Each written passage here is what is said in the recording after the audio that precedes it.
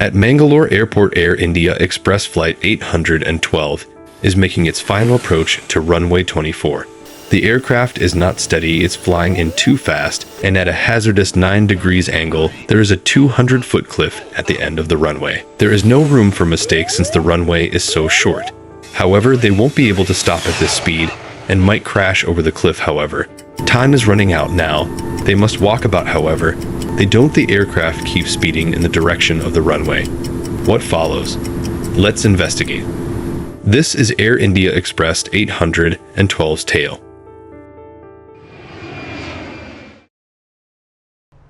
The time at Dubai International Airport is 10:00 p.m.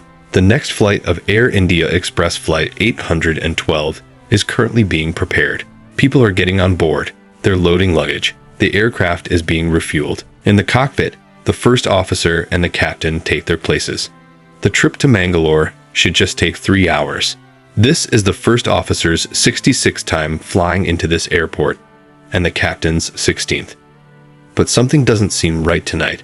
The skipper gives the stewardess a signal while suppressing a yawn. His body clock is totally out of sync, yet he just returned 2 days ago from a 2-week vacation in Serbia. He wasn't even meant to be traveling tonight, and the time zones are still interfering with his sleep. The alteration was made at the last minute. The day before, he had received a call from Air India Express asking him to substitute a colleague. These last-minute adjustments were commonplace when Air India Express handled scheduling by hand in 2010 using ink and paper. However, the pilots suffered as a result of these last-minute adjustments. The narrative starts at Mangalore International Airport on the evening of May 21, 2010. This is the schedule for tonight. At 9:35 p.m., depart Mangalore. Arrive in Dubai at 1:00 a.m., depart again at 2:45 a.m., and arrive back in Mangalore by 6:30 a.m. It's as simple as pie. A routine for flightsore. You may shut your eyes and do it.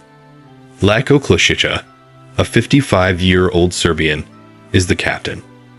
He is one of the few international pilots that Air India Express has on its roster. In the cockpit beside him sits Harbinder Aluvalia, a 40-year-old Mumbaikar. 4 other cabin staff members were at the rear with the passengers. However, they will not be included in today's narrative. The aircraft is a Boeing 737-800 that can fly from airports with short runways, like the one here in Mangalore, thanks to a short field performance package. The aircraft was delivered to Air India Express in January 2008 and is slightly under 3 years old. Flights are scheduled for late tonight, with the majority of them taking place within the window of circadian low. There were attention lapses and tiredness peaks between 2:00 a.m. and 6:00 a.m.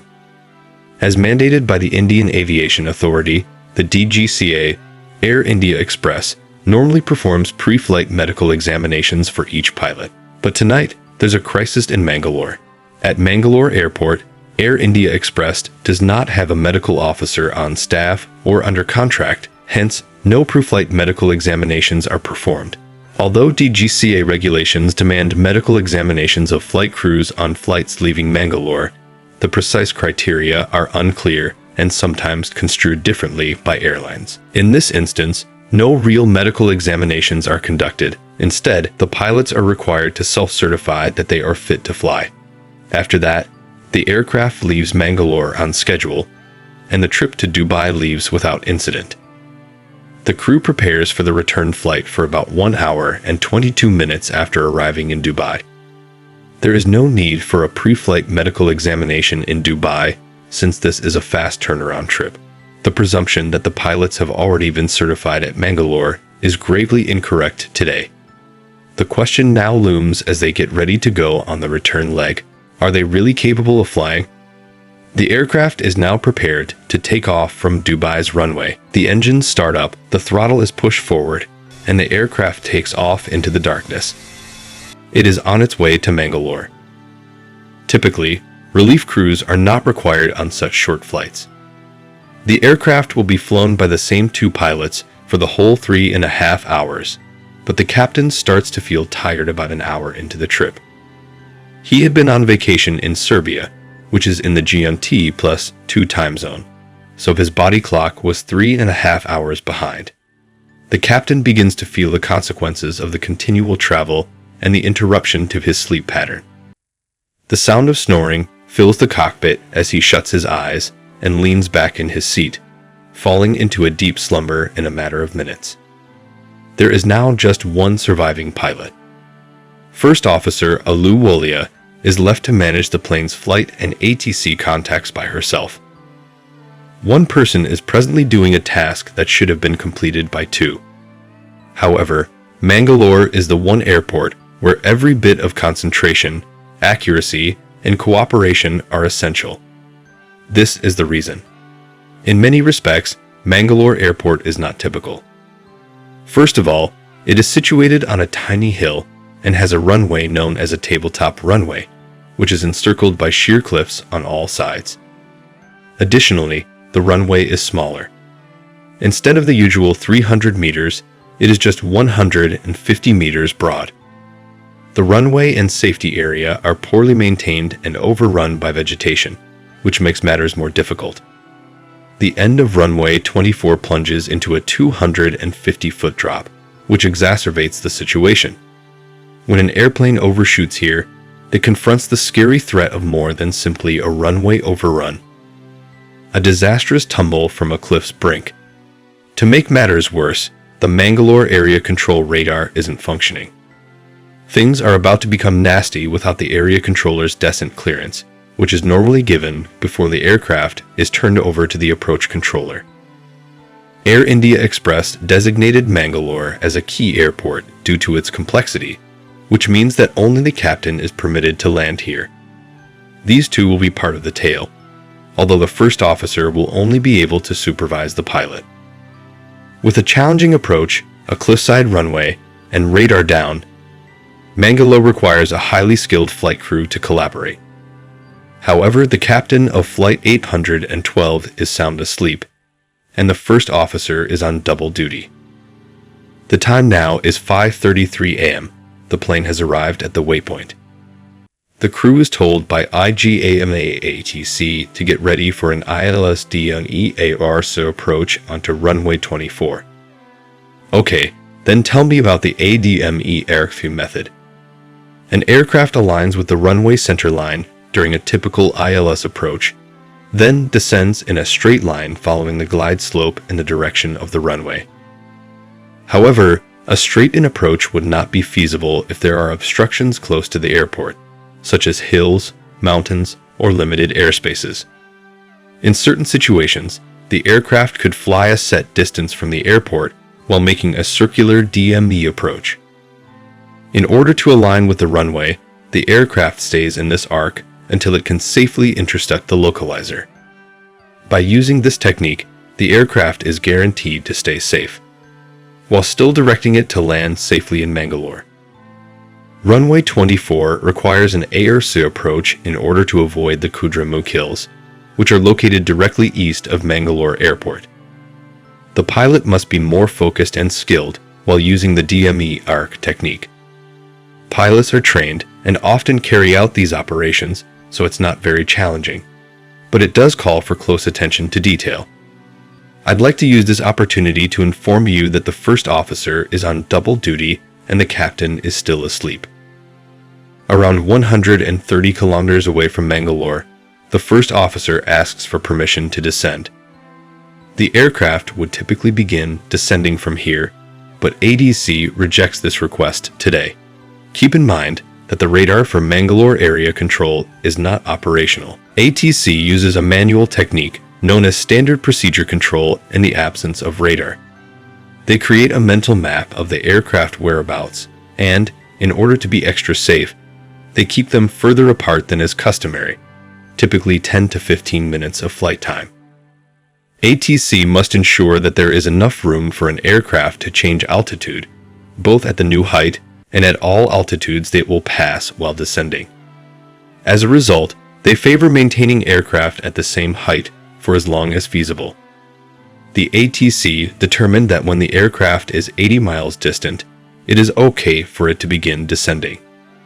They are now allowed to descend when the aircraft achieves the 80-mile milestone. The drop to 7,000 feet begins when the first officer presses the controls.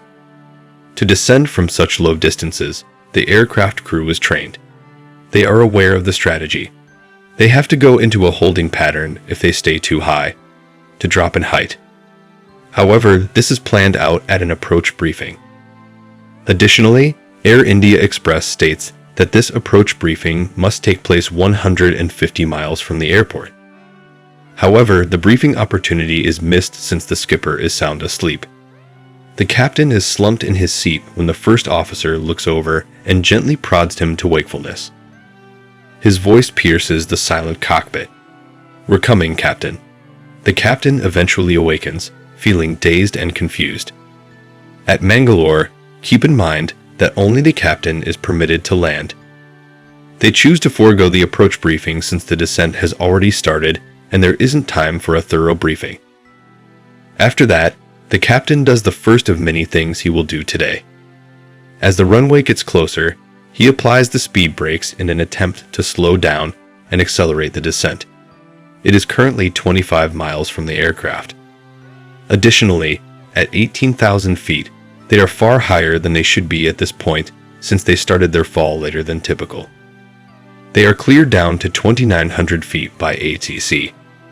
The first officer asks for a quicker route, requesting to join the 10 DME arc and go straight to the 338 radial.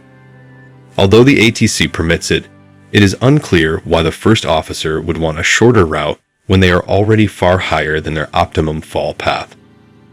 The pilots have been on duty for over 10 hours, pushing through the window of circadian low, since a greater distance would have enabled them to drop more easily by now. Captain Luzica doesn't say much at this time, although he does occasionally yawn or exhale. However, the first officer also begins to yawn, which is concerning. On both sides of the cockpit, fatigue is beginning to set in. They are prepared to touch down, return home, and get some much-needed relaxation. The aircraft arrives at the 10 DME ARC's entrance point. They are now at 10,500 feet when they should be at 2,900 feet. They begin traveling in a circle. They should be at 2,200 feet by the time they reach this point, prepared to turn right, but they are unable to do so. They reach this location at a very high height. The captain's Kansas instruments recognize that they are much too high to lose altitude and speed at 6,000 feet. He applies the maximum speed brake setting and lowers the landing gear. They won't be able to catch the glide slope at this height, however, since the aircraft is still too high despite his attempts. They will be under the glide slope. Oddly enough, however, the glide slope turns pink 2 minutes later, and the aircraft latches onto the localizer and starts to descend in the direction of the runway. But hold on, how could it occur? Instead of capturing the right glide slope, they have instead caught the phantom 9 degrees. The aircraft began dropping at a scary 9 degrees inclination, over 3 times the typical for an attentive pilot, due to a 3-degree glide slope. This team totally ignores the warning signs that the steep slope should have been a dead giveaway that they were headed in the wrong direction. The tale of Pakistan Airways 8303 provides a more thorough explanation of the 9 degrees glide slope. At 10 miles from the runway, the jet is speeding up due to the high angle of approach. They are flying much too fast for flaps 10, so the captain tells the first officer that they need them in an effort to slow down. "Are you sure flaps 10? The first officer asks the captain when he pauses. Flaps 10 are set by the first officer after the captain confirms. 7.5 kilometers away. The aircraft ought to be at 2,000 feet. They're at 5,000 feet, however. They should be at 1,500 feet after 4 kilometers. However, they are more than twice as high as they should be, at 3,200 feet. The aircraft keeps descending at an absurd pace. The crew ought to have realized they were too high at this time and started a holding pattern to lower their altitude. They should have completed this as part of the approach checklist, but they didn't. Flap 40 is chosen, 3 miles from the airport, and they should have been at 1,200 feet when the landing checklist is finished. But they are at 2,800 feet instead. The aircraft is now descending at a pace of 2,000 feet per minute instead of 1,000 feet per minute. They are not stable, according to the first officer. Captain, we're too high. The runway is finished, however. 2 miles from the airport, they resume their approach. Disconnecting the autopilot, the captain assumes manual control. They ought to have gone around by now. The approach is completely unstable, and since the runway is just 1.5 miles away, they face the danger of not being able to stop the jet in time at the speed at which they are approaching. The skipper has just discovered that they have caught the 9 degrees glide slope rather than the 3-degree rock localizer glide route. Warnings flood the cockpit. Pull up, sink rate, and repeat again. They are ignored by the captain. God. Oh God. Still, he keeps moving forward, determined to land. Once again, a concerned first officer says, "Captain, go around. We are unstable." However, since he is not permitted to land at Mangalore, the captain disagrees and takes command instead of the first officer. The runway is in sight, a mile distant. Right now, they're still too fast and too high. The column advances as the captain leans into the plunge. Now the aircraft descends, falling very close to the earth at a terrifying 4,000 feet per minute. The cockpit is filled with alarms. One by one, the ground proximity warning system is yelling automatic alerts, pleading for action. However, neither pilot recognizes them. Not correctly aligned with the ILS route, they push ahead. The skipper has fallen victim to planned continuation bias, a psychological trap. The desire to follow a plan despite all the indications to the contrary. He's locked onto the landing despite all of his signals. In the tower, the runway lights became bigger. When ATC senses a problem, they radio in. 812 Express. Can you affirm "Estabilidad SHED" rather than correctly reporting? The captain gives the first officer instructions to confirm in the affirmative. Express 812 is given the all-clear to land calmly by the tower. The aircraft continues to fall at 4,000 feet per minute, even after they are cleared to land.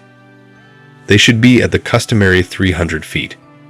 However, they are at 700 feet. In the cockpit, alarms are still going off. At 200 feet and a scorching 160 miles per hour, the jet surpasses the goal speed of 144 knots as it crosses the runway barrier. The aircraft glides by the landing area. In a last desperate appeal, the first officer burns up valuable distance on the tiny tabletop runway. Well done, Captain. There is no runway remaining. However, the skipper fails to make first contact. At 4,500 feet from the start, the right wheel touches down on the runway. At 5,200 feet, the aircraft rests after bouncing. The runway is more than half gone. They just have 2,800 feet remaining to halt, so the situation is serious. With his eyes focused on the runway's end, the captain's grasp on the controls tightens. There are just 10 seconds remaining. There is no margin for mistake as the cliff's brink approaches. 2 is the setting for the auto brake. To get the most braking, it ought to have been set to max. The skipper applies the brakes hard and activates the reverse thrusters. The jet is still speeding down the runway when the engines activate the reversers. Too near the edge, too fast for comfort. The captain has to make a snap judgment as the runway edge draws closer. In a desperate effort to get around, he halts the reversers. The engines surge as he pulls the throttles ahead, but it takes a split second for them to spool back up to speed. It's too late, and they don't have any more seconds. They are moving too quickly to take off and too slowly to come to a safe halt. What little braking force there is cancelled out by the engine's last-minute increased thrust. They were gone. It's just seconds to the brink of the cliff. Time slows as the jet speeds forward. The aircraft enters a racer that isn't well maintained. The ILS antenna is struck by the right wing. Someone yells, "Hold on." The border barrier is smashed through by the airliner. One last shock. Solid ground is left behind by the Boeing 737. Gravity sets in as the cliff falls away. The aircraft plummets. Effect: the power tears the aircraft apart as it shatters in the canyon. Fuel tanks burst. The aircraft separates into three halves. Smoke fills the air, flames erupt, and wreckage. The aircraft is completely wrecked as a result of the accident and fire, and it has come to rest around 0.5 kilometers from the border wire. Emergency services are rushed, but they are far away and the terrain is harsh. The minutes pass. Attracted by the collision, the local people show up to the site. They take over as the first responders, with just a strong will and no tools or training. They extract survivors as they search through the debris. Before official personnel arrive, their activities save valuable time. But the sight is depressing. Only 8 of the 166 people make it out alive. Investigators start to piece together the disaster and the aftermath. After collecting information and listening to audio recordings from the cockpit, they uncover a startling reality. The jet may have halted inside the overrun if the pilot had used the brakes fully and maintained reverse thrust. However, he made the last-minute decision to try to avoid a move that was forbidden by the rules. Put an end to Flight 812. And that's a wrap for today's adventure. If you enjoyed the ride, don't forget to drop a like and hit that subscribe button. Trust me, you'll want to stick around for what's coming next. Got something to say or a suggestion? Let me know in the comments. Your input always sparks new ideas. Thanks for hanging out with me today. Until next time, keep being awesome, keep exploring, and keep growing. Catch you on the flip side.